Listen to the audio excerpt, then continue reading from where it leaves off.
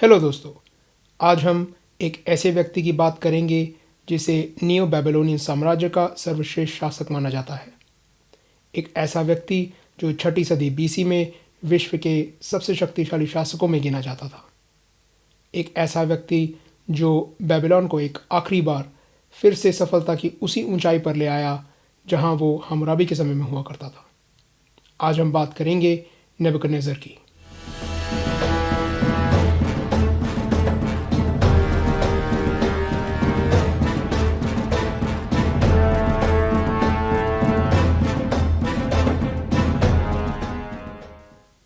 Hello दोस्तों, episode 20 Nebuchadnezzar में आपका स्वागत है।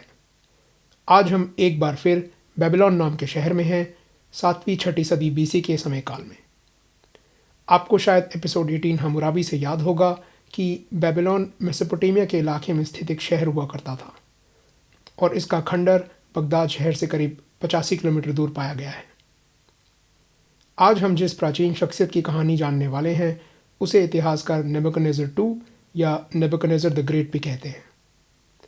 अब नेबुकदनेस्सर II है तो जाहिर है कि नेबुकदनेस्सर I भी होगा।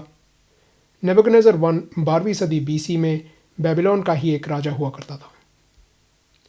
उसका हमारे आज की कहानी के मुख्य पात्र नेबुकदनेस्सर II से कोई सीधा रिश्ता नहीं है। नेबुकदनेस्सर नियो बेबीलोनियन यानी नए बेबीलोनियन साम्राज्य का दूसरा शासक था। नाम से आप समझ ही गए होंगे कि इस साम्राज्य का केंद्र बेबीलोन शहर था। इस साम्राज्य की स्थापना की थी नबोपोलसर ने और नेबुकदनेस्सर उसका सबसे बड़ा बेटा था। अपनी खुद की भाषा में नेबुकदनेस्सर का नाम था नबू कुदूरी उसूर। इसका मतलब था नबू मेरे वारिस की रक्षा करना। नेबुकदनेस्सर नाम हमारे पास यहूदी बाइबल द्वारा आया है। अगर आपको नबोपोलसर नाम सुना सुना लग रहा है तो ये वही नबोपोलसर है जिसने एपिसोड 19 के अंत में मीड्स नाम की जनजाति के साथ मिलकर महाशक्तिशाली असीरियन साम्राज्य को नष्ट कर डाला था। इसके बाद वो खुद इस इलाके की महाशक्ति बन गया और इस तरह नियो बेबीलोनियन साम्राज्य का जन्म हुआ। हमें नेबुकदनेस्सर के बचपन और शुरुआती सालों के बारे में कुछ खास तो नहीं पता, लेकिन माना जाता है कि उसका जन्म 630-640 बीसी के आसपास हुआ था और असीरिया के खिलाफ हुए युद्ध में वो अपने पिता की सेना का हिस्सा था। इसी अभियान के दौरान उसने अपनी खुद की पहली बड़ी सैन्य सफलता भी हासिल करी। ये थी 605 बीसी में हुई कारकेमिश की लड़ाई में, जो बेबीलोनियंस और असीरिया के समर्थन में आई इजिप्ट की सेना के बीच लड़ी गई थी। इस लड़ाई में नबोपोलसर ने खुद हिस्सा नहीं लिया था और सेना की कमान अपने बेटे नेबुकदनेस्सर के हाथों में छोड़ दी थी।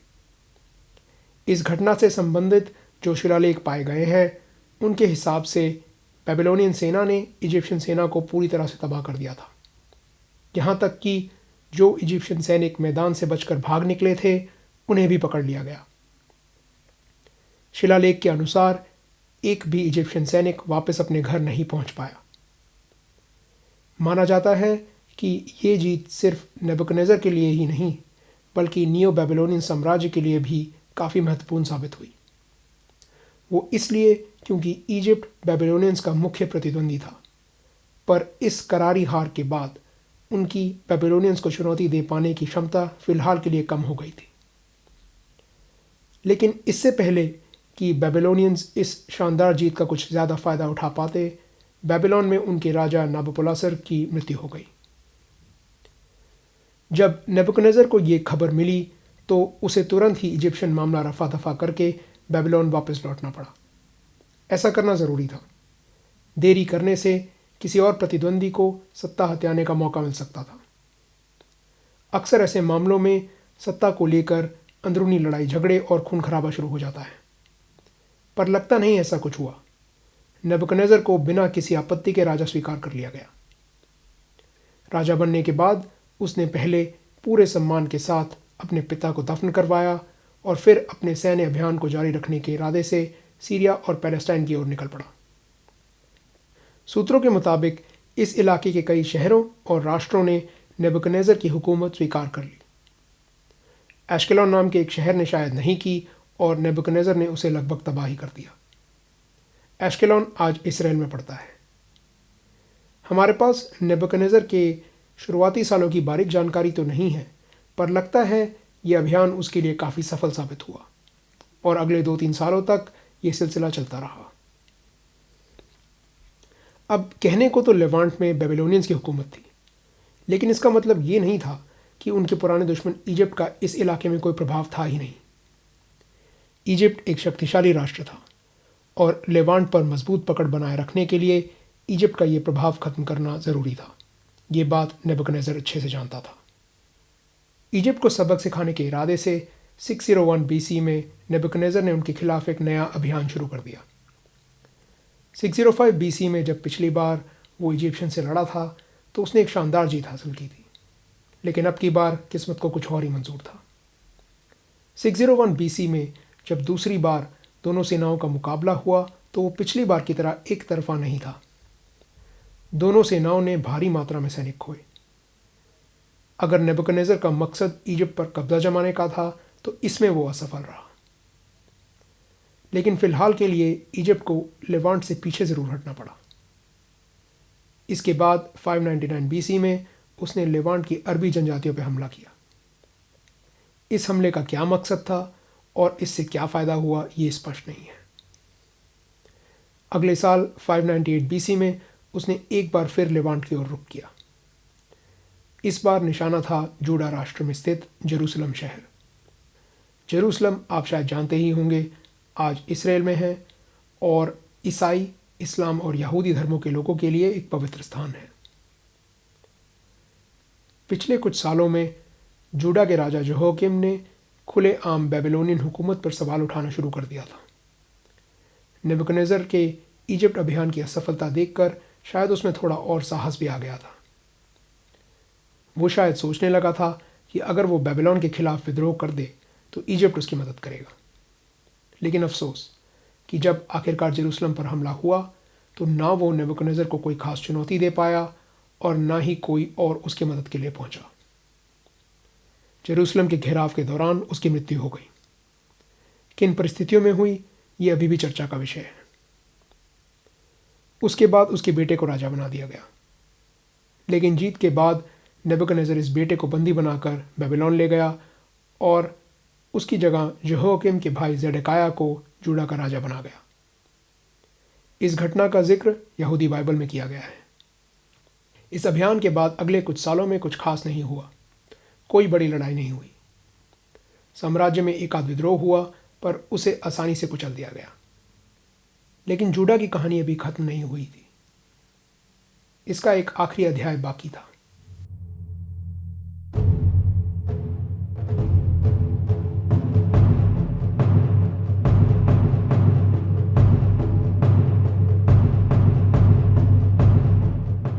यहोयाकीम की तरह जूडा के राजा ज़ेडेकिय्याह ने शुरुआत में तो नाम मात्र बेबीलोनियन हुकूमत स्वीकार कर ली थी, पर वो भी आज़ाद होने के लिए बेचैन था। पिछले कुछ सालों में नेबुकदनेज़र ने कोई बड़ी लड़ाई भी नहीं जीती थी। इस कारण हो सकता है कि बेबीलोन की शक्ति पर सवाल उठने लगे थे। इन सब चीज़ों का नतीजा ये हुआ कि जूडा ने बेबीलोन के खिलाफ एक बार फिर विद्रोह कर दिया। इसके जवाब में नेबुकदनेज़र ने 587-586 बीसी में जूडा पर एक बार फिर हमला किया और इस बार जेरूसलम शहर को तबाह ही कर दिया। जूडा राष्ट्र पूरी तरह से नष्ट हो गया और यहाँ रहने वाले कई प्रमुख यहूदी नागरिकों को साम्राज्य के अन्य हिस्सों में भेज दिया गया। इस अभियान को नेबुकदनेज़र के राज्यकाल की एक महत्वपूर्ण सफलता माना जाता है। सफलता बेबीलोनियन और नेबुकदनेज़र के दृष्टिकोण से। इस घटना का भी जिक्र यहूदी बाइबल में किया गया है और ये और 598-597 बीसी का जेरूसलम अभियान नेबुकदनेज़र की प्रसिद्धि का एक बड़ा कारण है। इस बात की पुरातात्विक जांच द्वारा पुष्टि भी की जा चुकी है कि इस समय काल के दौरान जेरूसलम पर एक घातक हमला हुआ था। जेरूसलम के अलावा प्राचीन दस्तावेज़ों में टायर नाम के एक शहर के घेराव का जिक्र भी है। हमें स्पष्ट रूप से तो नहीं पता, पर लगता है कि शहर का घेराव सफल नहीं हुआ और शायद टायर और बेबीलोन ने आपस में बातचीत और सौदेबाजी करके मसला सुलझा लिया। अब देखा जाए तो कारकमिश की जीत के बाद नेबुकदनेज़र ने युद्ध के मैदान में कोई धमाकेदार सफलता हासिल नहीं की थी। लेकिन बेबीलोनियन समाज के बारे में एक खास बात थी। वो ये कि यहाँ के राजाओं के लिए सैन्य सफलताएं ही सब कुछ नहीं हुआ करती थी। सार्वजनिक निर्माण कार्य और शहरों और मंदिरों की मरम्मत वगैरह करवाना बेबीलोनियन राजाओं का कर्तव्य माना जाता था, और ये एक जिम्मेदारी थी जो नेबुकदनेस्सर ने बखूबी निभाई। उसने बेबीलोन शहर की दीवारों को मजबूत करवाया और कई मंदिरों और धार्मिक स्थलों की मरम्मत करवाई। इनमें सबसे महत्वपूर्ण था एसागिला, जो उनके मुख्य देवता मार्डुक का मुख्य मंदिर था, और एतमिनान की नाम का एक विशाल जिगुरात। जिगुरात एक तरह की ऊंची इमारत हुआ करती थी जो प्राचीन मेसोपोटामिया में बनाई जाती थी। इसे आप एक मंदिर भी समझ सकते हैं जिसका इस्तेमाल धार्मिक क्रियाओं के लिए किया जाता था। कुछ लोगों का मानना है कि बाइबल में जो टावर ऑफ बेबल की कहानी है उसकी प्रेरणा इस विशाल एतमिनान की जिगुरात से ली गई थी। शहर के पुराने महलों के साथ साथ कई सैन्य और सार्वजनिक इमारतों की मरम्मत करवाई गई। साथ साथ पड़ोस के बोरसिपा शहर में भी सार्वजनिक निर्माण कार्य करवाया गया। इलाके में खेती बाड़ी की उत्पादकता बढ़ाने के मकसद से नाले या कैनाल भी खुदवाए गए। लेकिन इन सब निर्माण कार्यों में से सबसे ज़्यादा मशहूर था और है इश्टार गेट, यानी इश्टार का द्वार। ये शहर के उत्तरी हिस्से में एक द्वार था जिसका धार्मिक उत्सवों में इस्तेमाल किया जाता था। इश्टार, जिसे इनाना के नाम से भी जाना जाता था, मेसोपोटामियन समाज की एक देवी थी। इस द्वार की प्रसिद्धि का मुख्य कारण है इसकी सुंदरता और इस पर की गई कारीगरी। इसकी सजावट नीली और पीली ईंटों से की गई थी और इस पे कई जानवरों और देवताओं की नक्काशी थी। अब जाहिर सी बात है कि इतने विशाल पैमाने पे निर्माण कार्यों को अंजाम देने में खर्चा तो खूब हुआ होगा। ये सब कुछ इसीलिए मुमकिन हो पाया था क्योंकि साम्राज्य आर्थिक रूप से स्थिर और सैन्य रूप से सुरक्षित था। इसका श्रेय पूरी तरह से नेबुकदनेस्सर को जाता है। हर साल वो जो छोटे छोटे सैन्य अभियान हो रहे थे जिनमें कोई धमाकेदार लड़ाइयाँ नहीं लड़ी जा रही थी, वो साम्राज्य को सुरक्षित बना रहे थे। हर जीत के बाद हारने वाले से जो लूट का माल या कर वसूल किया जाता था, उसी से साम्राज्य के सार्वजनिक निर्माण कार्यों का खर्चा निकल रहा था। ये तो था नेबुकदनेस्सर का सार्वजनिक जीवन। अब एक नज़र उसके परिवार पर भी डाल लेते हैं। उसके पिता नाबोपोलासर से तो हम मिल ही चुके हैं। इतिहासकार मानते हैं कि उसके कम से कम 6 बेटे और 2 या 3 बेटियां थीं। इससे ज़्यादा भी हो सकते हैं।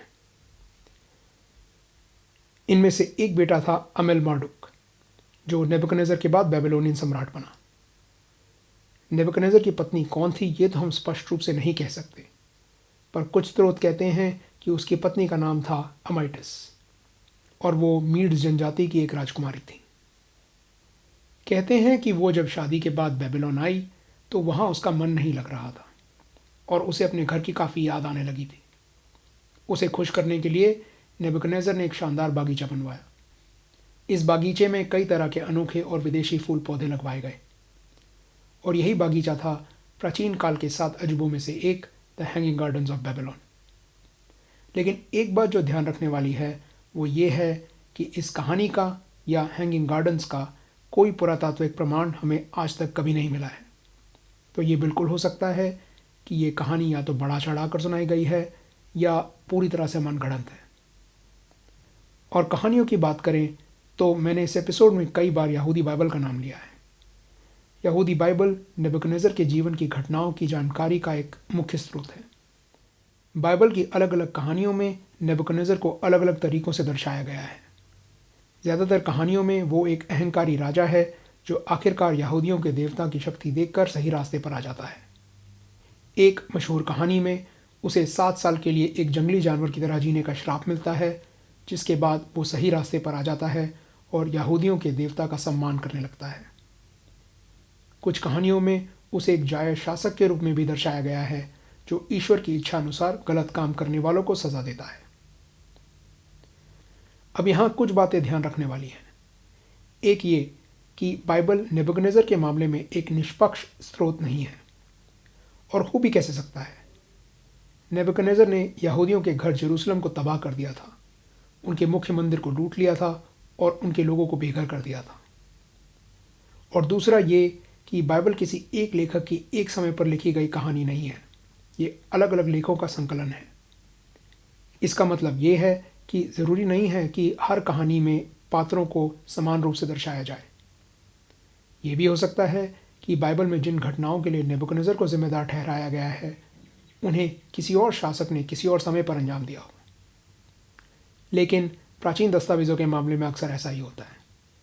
भौतिक प्रमाण के बिना दूध का दूध और पानी का पानी करना लगभग नामुमकिन है। खैर, करीब 43 साल के सफल राज्यकाल के बाद 562 बीसी में नेबुकदनेस्सर की मृत्यु हो गई। वैसे हमारे पास कोई खास जानकारी नहीं है, पर लगता यही है कि वो बूढ़ा और बीमार हो चुका था और उसकी मृत्यु प्राकृतिक कारणों से हुई। जैसे मैंने कुछ देर पहले कहा था, नेबुकदनेस्सर के बाद उसका बेटा अमेल-मार्डुक राजा बना। विशेषज्ञों का मानना है कि अमेल-मार्डुक और नेबुकदनेस्सर के बीच रिश्ता अच्छा नहीं था। इतना ही नहीं, हो सकता है कि अमेल-मार्डुक एक समय पर नेबुकदनेस्सर के खिलाफ एक साजिश में शामिल था, जिसके लिए उसे जेल में भी डाल दिया गया था। वो नेबुकदनेस्सर का सबसे बड़ा बेटा भी नहीं था, तो वो क्यों और कैसे राजा बन गया, ये एक पहेली है। खैर, अमेल-मार्डुक के राज के बारे में हमारे पास ज़्यादा जानकारी नहीं है, पर वो ज़्यादा समय टिका भी नहीं। करीब 2 साल के बाद ही उसके एक रिश्तेदार नेरीग्लिसर ने उसकी हत्या करके सत्ता हड़प ली। हालांकि बेबीलोनियंस उस समय ये बात जानते नहीं थे, पर उनका समय अब खत्म होने वाला था। नेबुकदनेस्सर के जाने के करीब 2 दशक बाद ही 539 बीसी में नियो बेबीलोनियन साम्राज्य का सूर्य भी अस्त हो गया। उनकी जगह आई मेसोपोटामिया की नई महाशक्ति। ये था साइरस द ग्रेट का अकेमेनिड पारसी साम्राज्य। इतिहासकार नेबुकदनेस्सर को नियो बेबीलोनियन साम्राज्य का सर्वश्रेष्ठ शासक मानते हैं। हालांकि हमारे पास उसके जीवन के बारे में बहुत सारी जानकारी नहीं है, पर जो सबूत हमारे पास हैं उनसे ये जाहिर है कि वो एक समझदार शासक और काबिल सेनापति था। उसे बेबीलोन शहर से एक खास प्यार था और वो अपनी प्रजा के प्रति अपनी जिम्मेदारी समझता था। 6ठी सदी बीसी में एक आखिरी बार बेबीलोन फिर सांस्कृतिक, आर्थिक और सैन्य रूप से सफलता के शिखर पर आ पहुंचा था। एक क्षण के लिए बेबीलोन फिर से पूरी मेसोपोटामियन दुनिया का केंद्र बन गया था, और ये मुमकिन हो पाया था नेबुकदनेस्सर के कारण। ये थी नियो बेबीलोनियन सम्राट नेबुकदनेस्सर की कहानी। उम्मीद है आपको पसंद आई।